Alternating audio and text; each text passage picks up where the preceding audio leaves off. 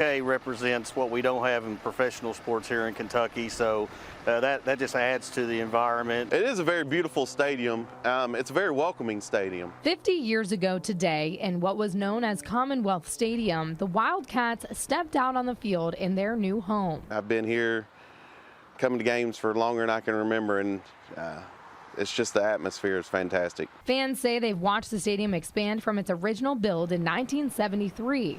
Over time, things like more suites, restrooms, concession stands, scoreboards, seats, and more have been added.